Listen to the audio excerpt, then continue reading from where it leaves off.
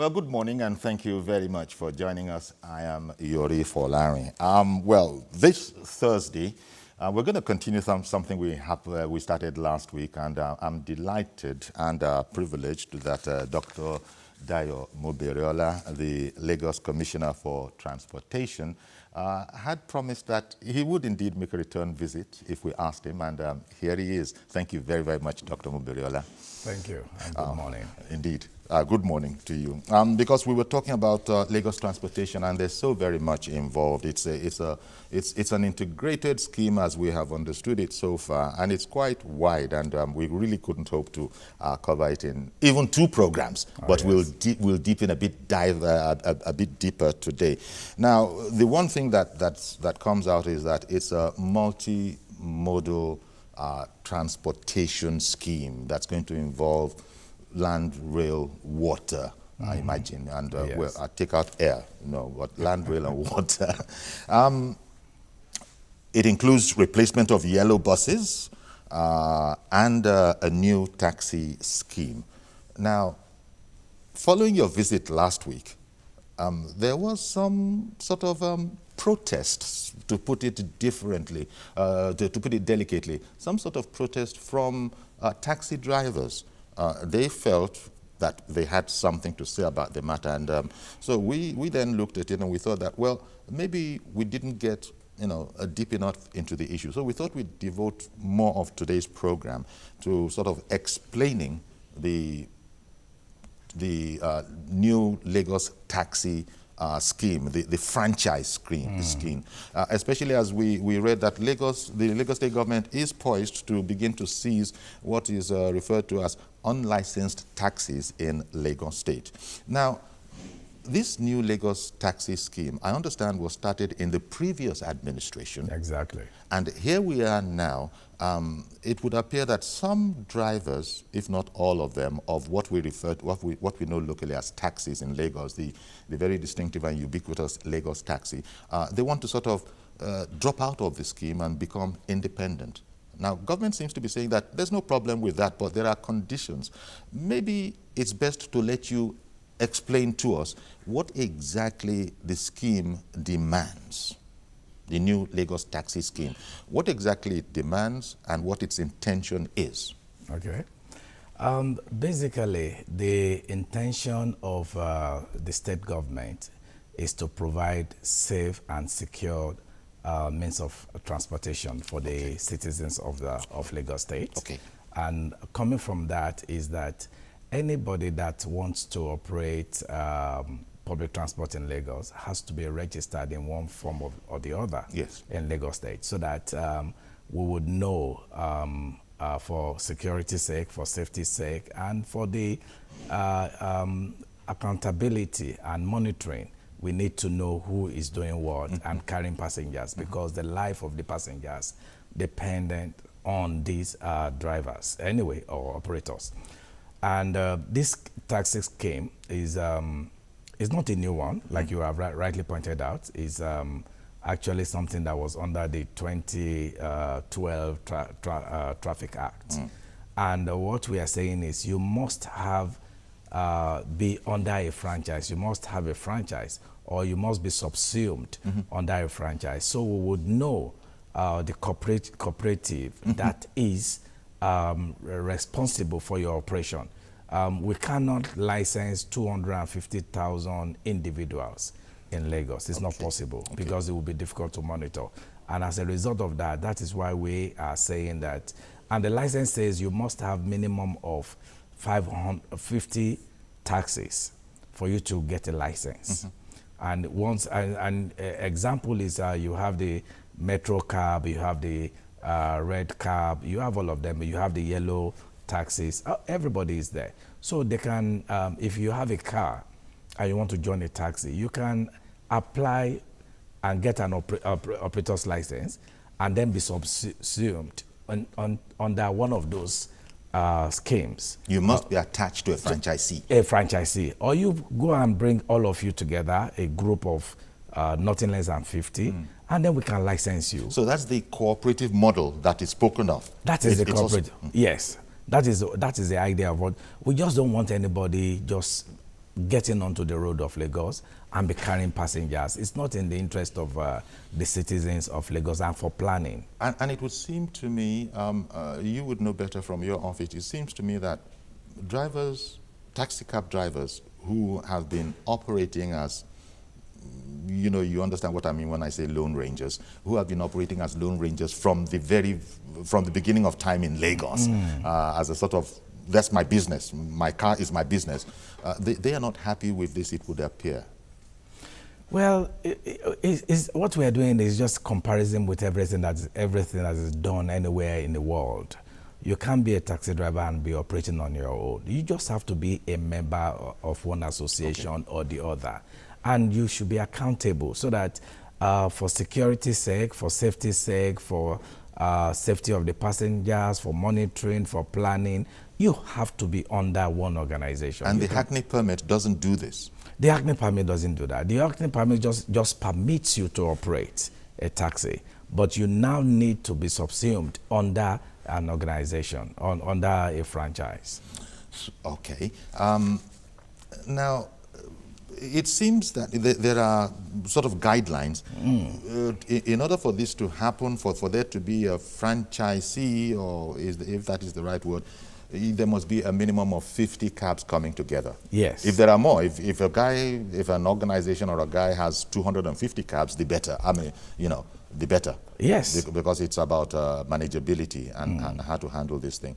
And then, as I read, each of those vehicles, it'll cost them 100,000 naira.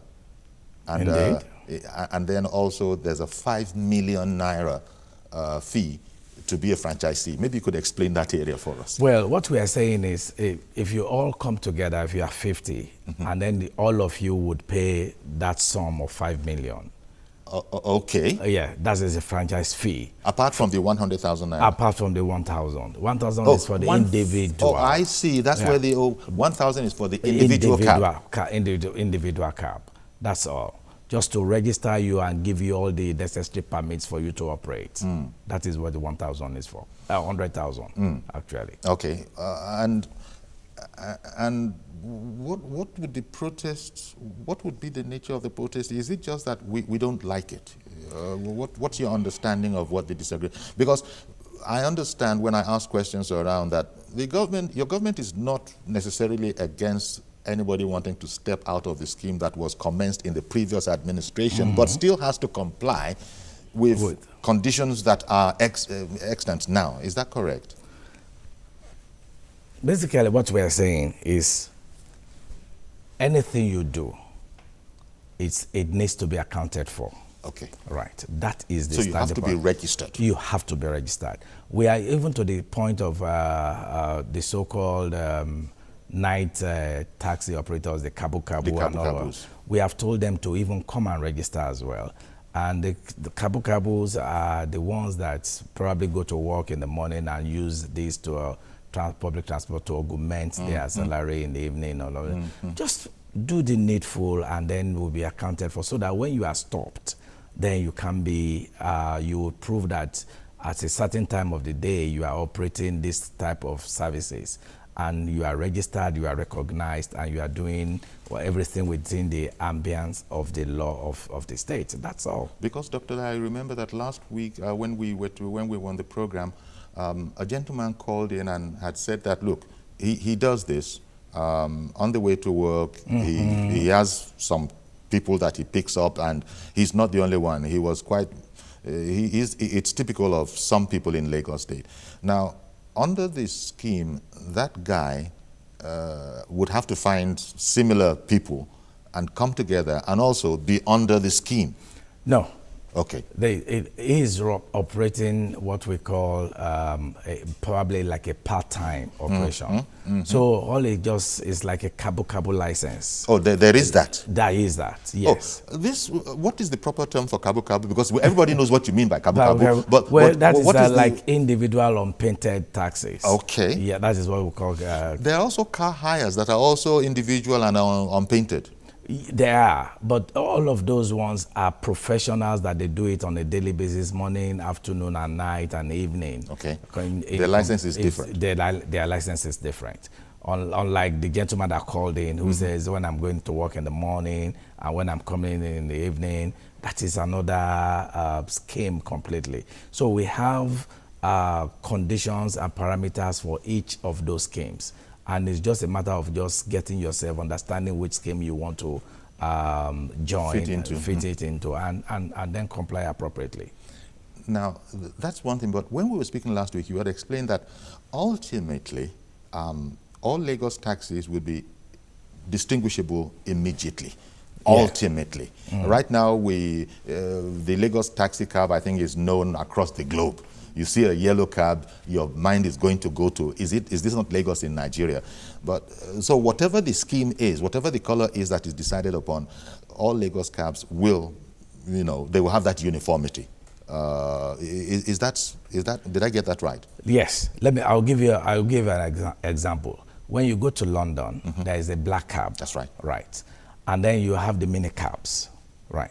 So what we are saying is, if you want to operate like a full-time taxis, metered and operate as a professional, then you are a black cab. That is your profession. Yes. And then that you have the color of Lagos, and then you'll be distinguished with your company or your cooperative and all of that. But if you want to do it on a part-time, like the gentleman that called in, then there's a different scheme for that, which will also give you a small tag to know that you are just doing it on a smaller basis. And you are known to government, you are licensed, you are regulated. You are regulated. And if there are complaints for whatever reason, we know who the person is, we know where he lives, we know where we can get hold of him, we know, and if things get lost or left it behind in the vehicles, then we can always trace it and get it back to the owner. Those are the kind of things we are doing.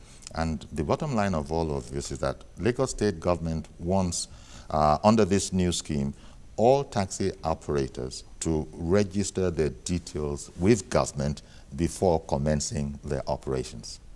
Not more than that.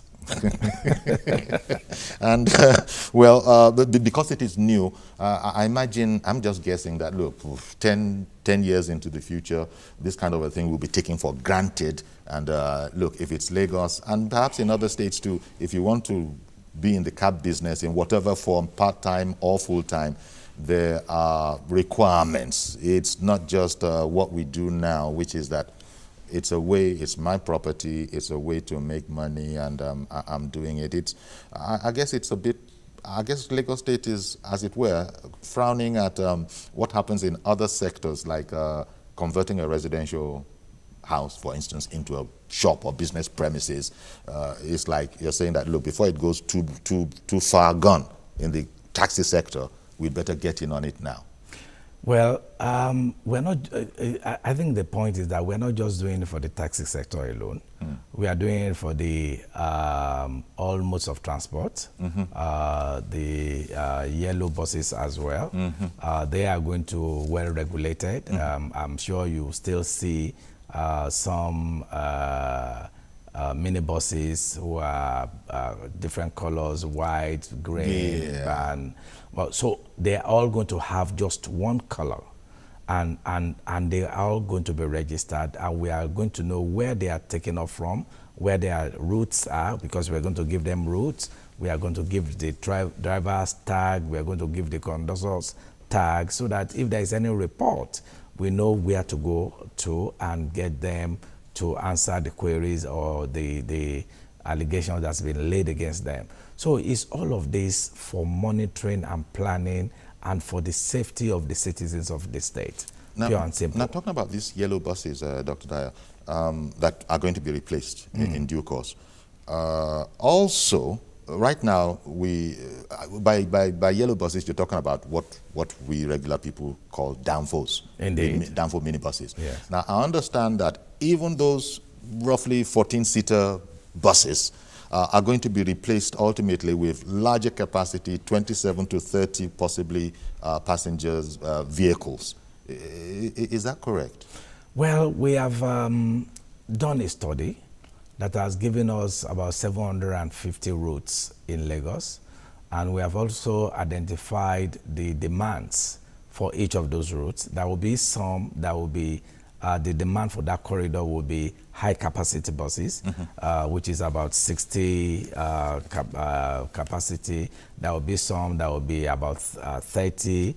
There will be some that will be about 20, 24. Okay. So depending on the route that you want to apply for, we will tell you what type of bus that you can use on that axis. Okay. Again, for the demand and for profitability. If you go and use a 60 capacity bus on a route that we know that the demand on that corridor is 20 capacity or whatever, you're never going to make money anyway.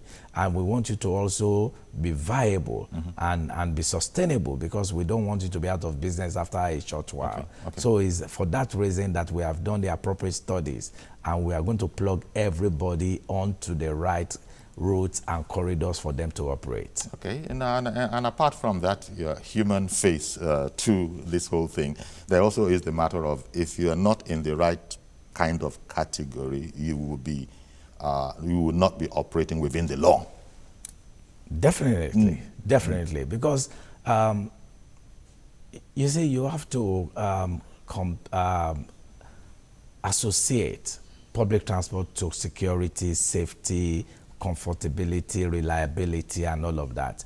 And all of this comes together to give sanity and comfort, because what we intend to do is to make sure that you and I can leave our cars at home and feel comfortable in public transport and feel safe, and make sure that we are going to get to our final destination. Okay. And those are the kind of things. And for that to happen, for you to feel safe to leave your car, you have to be sure that the vehicle is registered. You have to be sure that the driver is competent, the conductor is also registered, and the vehicle is roadworthy to get you to your destination. It's all of those things that we are trying to encourage. And also, not unimportant in all of that is the fares.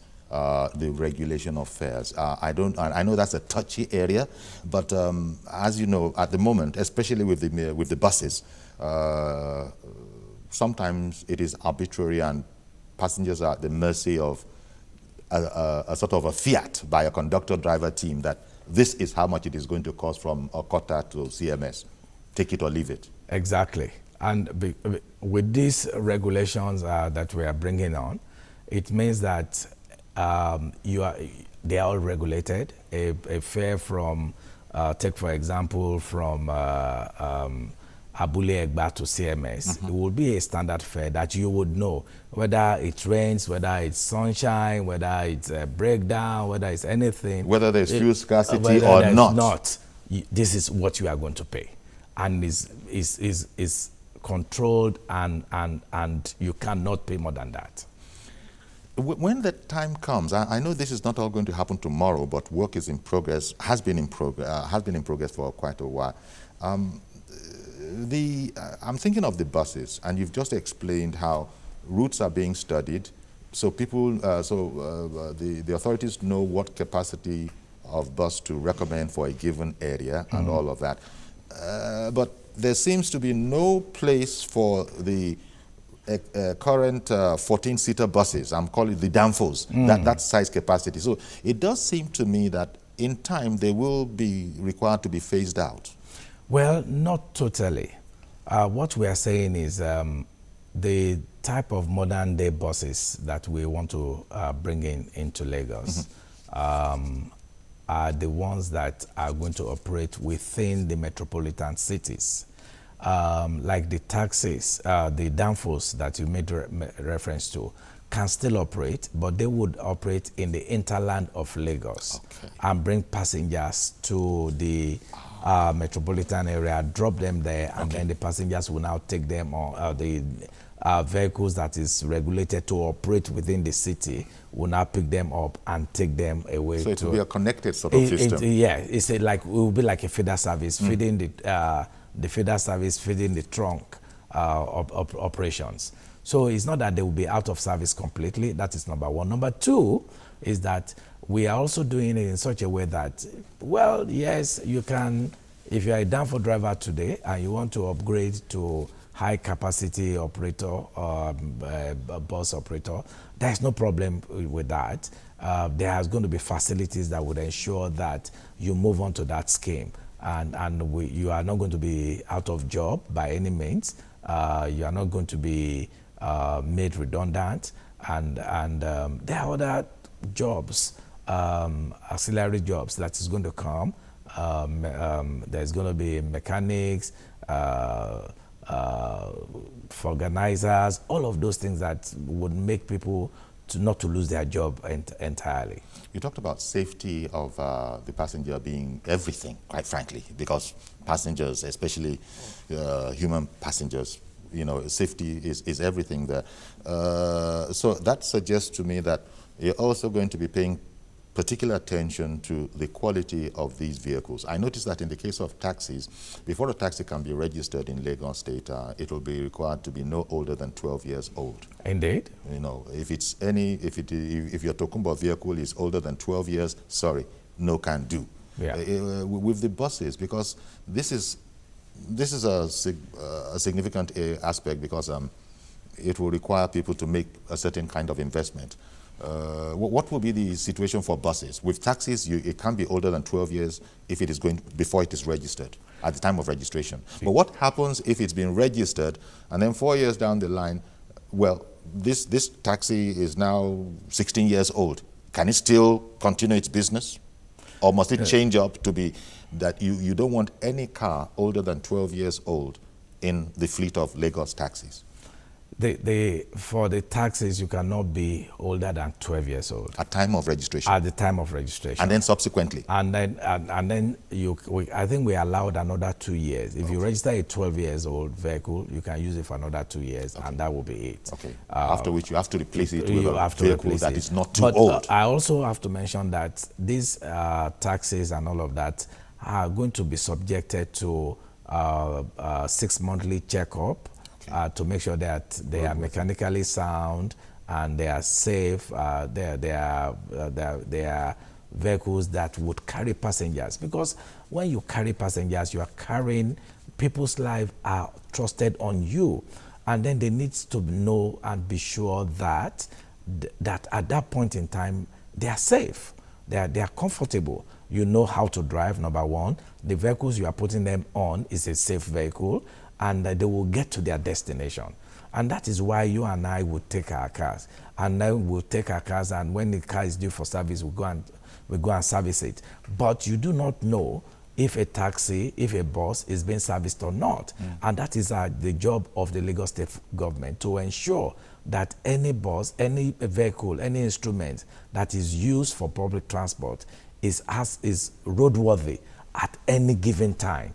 And the person that is driving it is equally qualified to drive and ensure safety of the passengers, because it's paramount that it's a contract to the government that when I enter a public transport, you are ensuring that I will get to my destination. We need to know that it's a social contract. And for that to happen, we have to be sure that the instrument, the equipment that is going to carry you is also, to a reasonable extent, is safe to deliver you to your expectation and deliver you to your destination. And that's our job. So between the taxis and the yellow buses, these are for, up to from small to medium kind of transportation. A taxi might be just one person up to maybe 2 or 3 people. Yes. That's for the taxi. And for the buses, you've just explained how, depending, it could be 14 if it's going to be a feeder bus, or up to 27, 30 in the standard kind of situation. No, the standard gets up to 100, actually. Because I was going to ask next about the territory the Molues are currently occupying, because they will probably have to be phased out. You would have 60, 48 sitters and 39 standing or whatever, which is allowed in urban transportation. But people tend to look at it and said, oh, no, it's not. For a short journey, you can stand. It's It's done everywhere. In Europe, we stand in buses, we stand in trains, we stand in America, anywhere we stand, as long as you get to your destination at the appropriate time. So so there's nothing wrong with people standing in public transport that have the allowance for adequate number of people to stand in them. So there's nothing wrong with it. Now, so far, Dr. Dyer, we've been scratching the surface, I know, of land transportation. Yes, especially road transportation. We've only scratched the surface, but I think it's enough for the questions to start coming in when the time comes.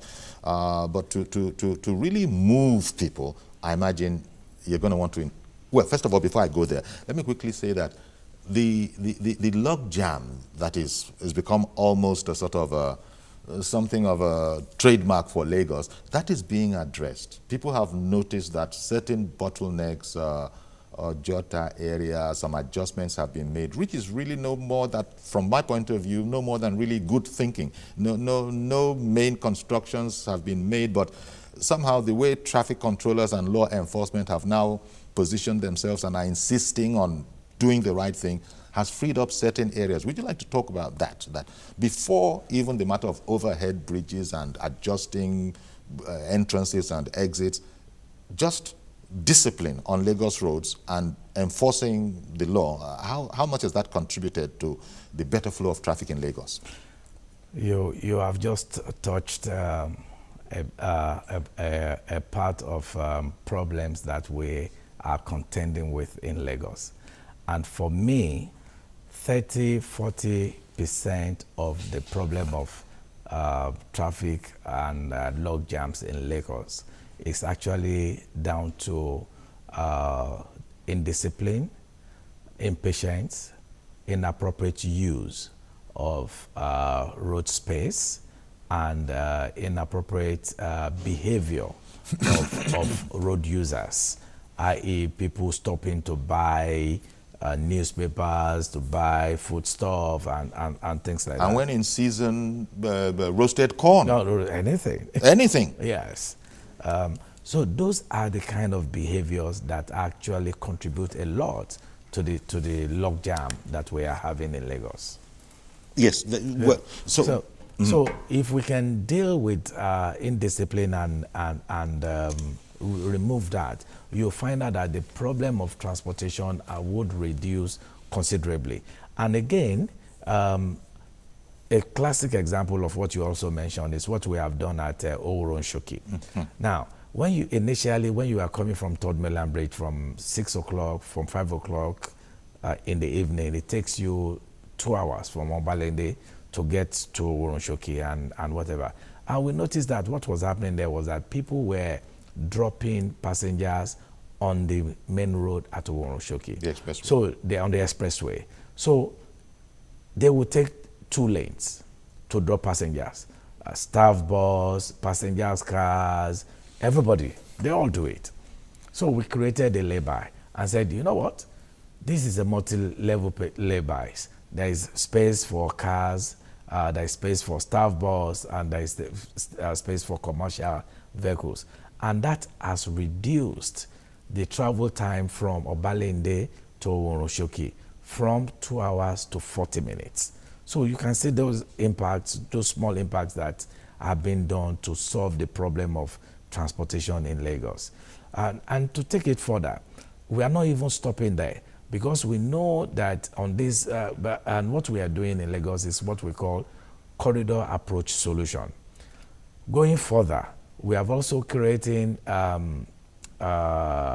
bus stop further at Ifako, beyond the car wash. And then after that, we have also... That's towards the Agege axis? No. Just straight on coming towards the K2 here. Okay. Yeah, there's a place where we call car wash, just after the Bagada flyover, when you're coming from, you'll notice that now a lot of people stalls over there. Yes. And they've turned it to a bus stop where there is a pedestrian crossing. No. So creating a spur to people who are going to Alakpere, because we have noticed that 20, 25, 30% of the people are actually going to Alakpere. And what they now do is, by the time they are getting towards Alakpere, they now take 2 lanes and trying to turn into one. And that creates a tailback for all the way down to Oroshoki axis, and even join the people that are coming from Third Mainland Bridge. And that is, we are doing that at the moment. The construction is ongoing, and we are sure that it will be completed within the next 2 months or 3 months. Okay. So that will free all of that problem from Third Mainland Bridge all the way to Baga, straight on.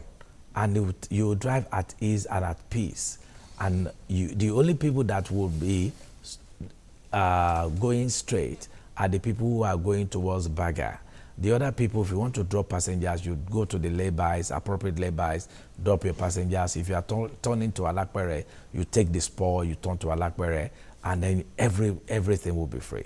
Okay, then. You know what, Dr. Dayo Mubirola, we're going to take a break now, and for people watching us internationally, you'll see that we're really staying at home today, Lagos, southwest of the country, where we're broadcasting from, and we're looking at transportation in Lagos State. And it's just a teeny-weeny bit of the transportation system in Lagos. We're looking at just the road transport. We'll take a break now. When we come back, we'll see how this expands to other aspects of transportation, in particular rail. Stay with us, please. We'll be right back.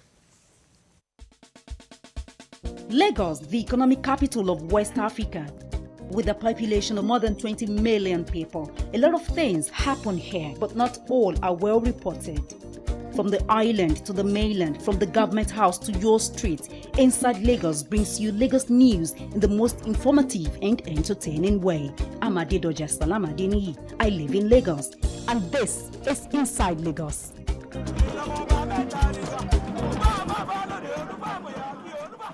Showing on the station every Monday at 2:30 p.m.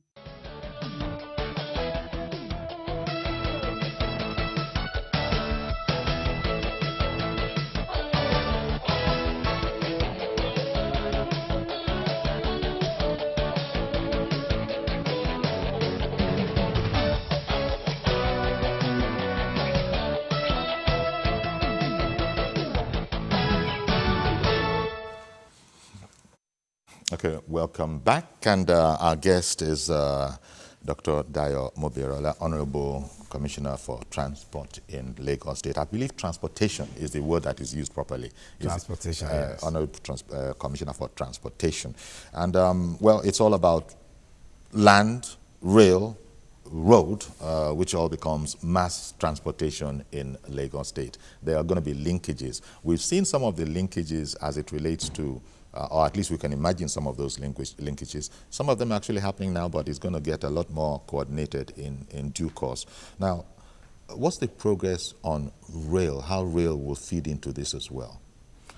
Well, the intention of Lagos State government is to provide holistic, integrated public transport for the people of Lagos, which means that when we are done, ultimately, 500 meters from where you live, there will be one mode of transport or the other that will take you to connect to the main one that you are going to.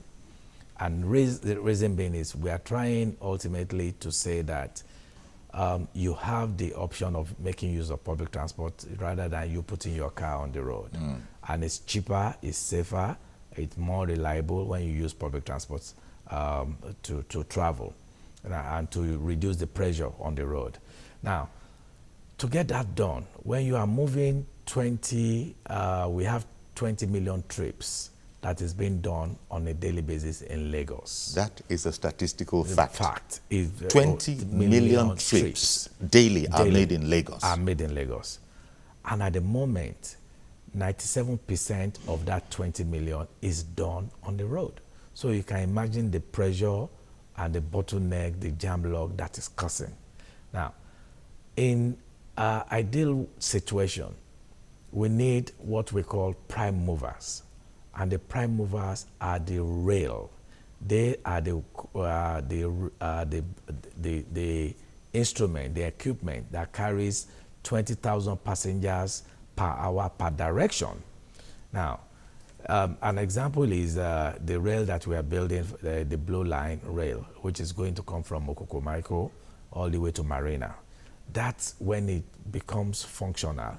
He would be carrying almost 600,000 passengers per day. So when you remove that numbers of passengers off the road, you can see the impact. And what we have designed is we have designed 6 rail transport for Lagos State. And those, we have the blue line, we have the red line, we have the brown line, even going into Ogun State, and all of the places to connect where the people are coming from. 40%, incidentally, 40% of the people that actually work in Lagos live in Ogun State. So we cannot plan our transportation without taking into cognizance the people living in Ogun State, Akute, Ifo, and all of those places, to get them into Lagos and get them back in the evening. So the intention is to build about 6 rail lines in Lagos, and also we are also having a plan to have a rail, what we call like a monorail, inside Lagos Island itself, connecting Ikoyi, VI, Lekki as well, so that when you drop at Marina, you take another train that will either take you to Lekki and take you to Ikoyi or Victoria Island and all of that. So that, because as you know, that is the commercial hub of Lagos, and we want to make it easy for people to get round. And when we make... What's the time frame for this? I mean... for the blue line, well, like when you are building in built-up area, there are always challenges. The blue line, initially we thought we would, and rail are done in phases. Like I said, the last time I came on board, that rail are built in phases, and we thought that we would have been able to build the crossing to Marina by December of this year. But the problem, the challenge we're having right now is that there is a gas cable under the rail alignment. Okay. So that has to be relocated. In what area is this of Lagos? From crossing the water from Ijora to Leventis. Okay. Under the water there, about 10 meters deep, there is a gas pipe there that has to be relocated onto the left side of Eco Bridge. So until that is done, because when you are carrying 20,000 passengers, you cannot put them on top of a gas pipe. You can't. You cannot. Now, I got to apologize to Mr. Lawrence, calling in from Magboro, Ogun State. I wanted the commissioner to land on that point. Please go ahead now, sir. I lost it. Well, Mr. Lawrence, please see if you can come back in again, and I'll take you immediately. But you probably understand, I wanted the commissioner to land on that important information he was giving us. Now, I understand, Dr. Dayo, that... no, I don't understand. That's why I want to ask the question. Where is the part of, 1, Okada, 2, Nekekenapep in all of this, if at all they are part of this whole Lagos transportation scheme? Because you were talking about the hinterland, and you talked about wanting people to be no more than 500 meters away from somewhere to connect them. Yes. Is there still any space for Okada and Marwa, or Kekenapep, or whatever, those tricycles? Well, in a modern age, cosmopolitan, metropolitan cities, there are no ways for Kekenapep and Okada. So the short answer to that is no. There is no place for them in the scheme, in the ultimate scheme. In the ultimate scheme. Because we never used to have them anyway. Indeed. So we're trying to get back to that, but now better. Better. But before we get rid of them, we would make sure that we provide the alternatives for the people, so that the people that are using Kekenapep and Okada would use public transport like buses, rail, water transport, which you have not spoken about, but it's still... Yes. There's still a space. I was hoping that you wouldn't have to do a third visit, but even if so, I will ask you again. Okay. But now let me take Dayo. Not Dayo, I beg your pardon. Let me... Yakub. Good morning, Yakub. Yeah, good morning, Gary. Good morning, sir. Yeah, good morning, Honorable Commissioner. Good morning. Sir, I think I have some questions to ask you this morning. Well, just one. My brother, just one, please. Okay. Usually, let me just say some certain things, please. Number one, which I think is very, very important and need a very good answer from the Honorable Commissioner, because he's the right person that should answer this question. The question now is this. You see, when you got some bus stop, you will see some kind of people collecting money which they call union. Sir, I want to put it to you that this money they are collecting, are they paying it to local government? Are they paying it to state government? Or they are paying it to federal government? Because they are make a lot of money, and then our road is very so bad, and then nobody know where this money is going to. All right, then. Thank you very, very much. I appreciate your call. I've got to let go of you now because there's so many calls. Very sorry, Yakub. Appreciate your call. To answer that question. But briefly, let me say that the transport union are allowed to collect their dues by the Constitution of Lagos of the Federation. But what we are saying is that we are going to ensure that collecting it on the roads is not the best way, it's not the ideal way, and we are going to get rid of that. What we are saying is, whatever your dues are, let us know. We would arrange it, we will collect it, and we will send it to you. Okay, then. It's like asking association to go to classrooms and collect dues from teachers when they are teaching in the classroom. It's wrong. It's not going to. It's not the best. It's not the best. Okay, Remy, calling in from Yaba. Good morning. Good morning, sir. Good morning, Honorable Commissioner. Sir, I have a question. There was a time we heard that the governor spoke about this Oshodi interchange starting construction around June. But unfortunately, till date, nothing has been done. I just wanted to ask what the delay is exactly. All right, Remy, thank you very much for that question.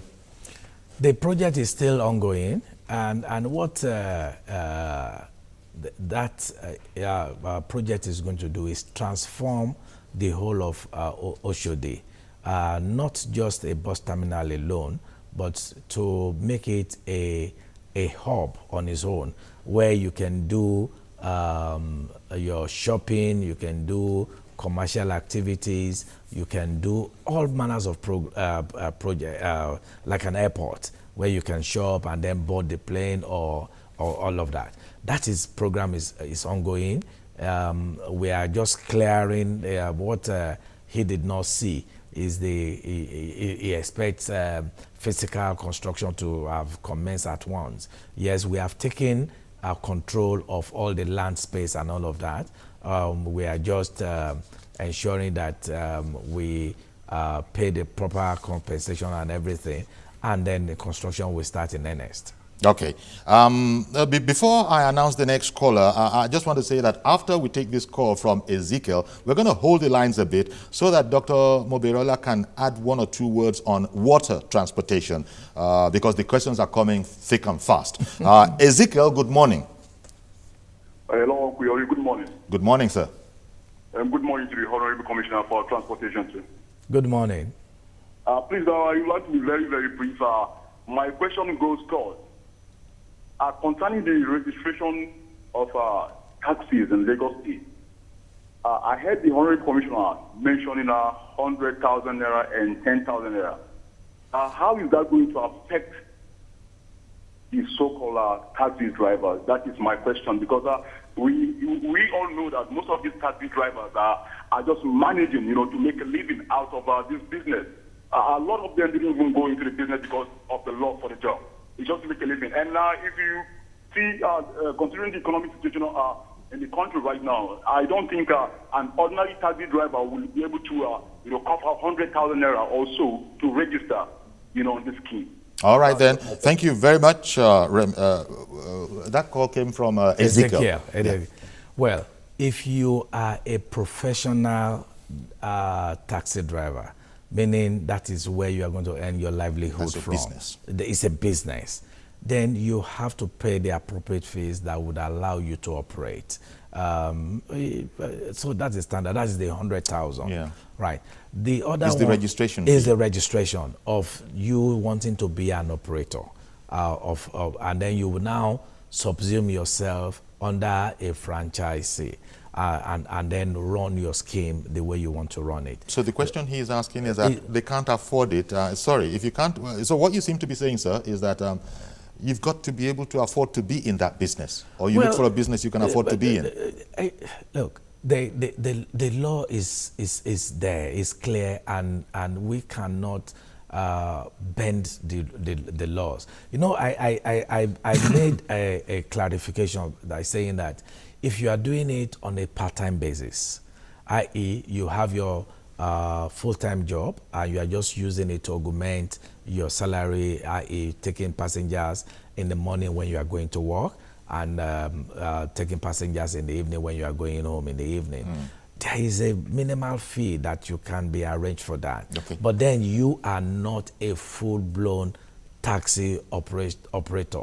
Running from 6 a.m. to 10 p.m. or whatever. You are just using it to augment your salary. So that is a different scheme that you can register into, and you'll be given appropriate license to operate that. But it is just important to note that to do any business, you need to register, you need to be recognized, you need to be monitored, and we need to be sure that the vehicle you are using is safe. We are going to test it, we are going to even test yourself, we are going to give you a badge, we are going to do all of those things. So, and that's so Lagos is going to professionalize if we professionalize the whole transportation taxi scheme, yes, taxi transportation scheme. Okay, Commissioner, I think we should now, I know you won't be able to be full about it, but update us on water transportation, the water aspect of this matrix. Okay, now part of the jigsaw is that we want to make use of water transportation. At the moment, water transportation carries just about 2% of the 20 million trips that I made reference to. Okay. And that is not good enough. And you said 98% was on the roads. On the road. What would rail take in terms of percentage? Well, by the time the rail become functional, the first few years, because it's a gradual process. If the blue line takes in, then that will probably take another 10%, 15%, and all of that. But for now, water is just 2%, and we have natural water. So what we are doing is that we are trying to make water transportation safe. Number one, we are going to dredge appropriately. We have specifications for the type of boats that we want in Lagos State, so that we will not have water mishap on the waterways. And then we are going to have channelizations, which will be when we dredge, would put what you call boils on the waterways, that this is the route from say from Oroshoki or from Ikorodu to Ebutero or to CMS. You will see the route. You will be guided in the morning, in the afternoon, in the evening.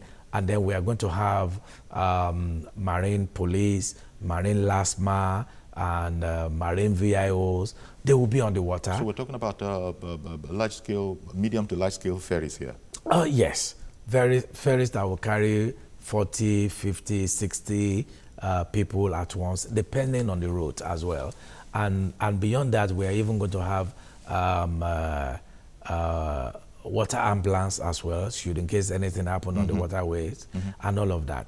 And it's all to make it safe for people, one, and then also to even make it more accountable. And beyond that, we are integrating it to rail and then to buses, so that by the time you are getting to your destination, at the other end, there is going to be a bus that will be waiting to take you to the final destination you are going into. So it's not that when you get there, you come out of a ferry and then you're almost stranded. You are almost don't stranded. Have transport to pick you up. To pick you up, and then you'll be discouraged from taking water transport. So there will be buses from this other end that will take you to the jetties or to the ferry terminals, and then from there will be buses from at the other end that will take you as well from there and take you to your. You know, they say governance is a continuum, and this has been started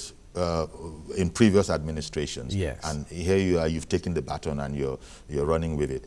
Before it gets to some appreciable state of completion, because it's coming in phases as it has to, what kind of time frame are you looking at? Well, with the water transportation, the governor has actually showed serious commitment, and we are sure that within the next 6 months, there would be some impact on water transportation, positive impact in terms of the type of ferries, new ferries that you will see. There will have been channelization, there will have been water. We're even clearing the water icings as well. I don't know whether you notice that at a particular time of the year, there will be water icings. We've bought the equipment, and so to make it navigable for people to travel. So in the next 6 months, we have an arrangement with some private sector. They are going to bring ferries to Lagos, but it is our own responsibility to provide them with the navigable waterways for them to travel on. You know, we've almost run out of time. I don't know how it happens when we get together, Mr. Commissioner, but I think we have 2 or 3 minutes more. And forgive me if I get your name wrong, but it sounds like Mr. Mbaba to me. Mr. Mbaba, are you there? Well, there you go. Mr. Bamba, well, we can, let's see if we can squeeze one more call in. But, you know, I'm sort of winding down now. Got to thank the Honorable Commissioner for coming in. There's a lot more to be said about Lagos transportation, but I'm not going to press my luck. I've got you 2 times in a row, and I thank you very, very much. But is there something in these winding up moments of the program, is there some sort of message you want to put out? Really, when a transportation person speaks, he's speaking to the entirety of Lagos. He's speaking to millionaires, billionaires, ordinary men. Everybody is concerned by transportation in Lagos, whether or not you use public transport. You are very right. Transportation actually affects everybody. Living, if you are alive, transportation affects you. And what our responsibility is to make mobility accessible, reliable, affordable for the people of Lagos, so that and also to give choices. So you can now either use public transport or make use of your own private cars. But the major thing to make life easier for the people of Lagos is to use public transportation, and that is where we are focusing on, and that's why we are putting a lot of resources, a lot of energy to not just invest in public transport alone, but to make it safe and make it reliable and make it affordable for the people of Lagos, so that a lot of people can move making use of public transportation rather than depending on our cars. Thank you very much, Mr. Commissioner, for coming on our program. Thank you. Our guest has been Dr. Dayo Moberola, the Honorable Commissioner for Transportation in Lagos State, and we thank you in particular because you've made a repeat call to the program. It's not always that we have that opportunity and privilege. Thank you very, very much for coming, and we wish you all the best in your arduous task of this leg of the relay race of the transportation relay in Lagos State. Thank you very much for coming. Thank you for having me. Indeed. I'm Yori Folari. I'll see you tomorrow with a fresh edition of the program, God willing. Bye-bye for now.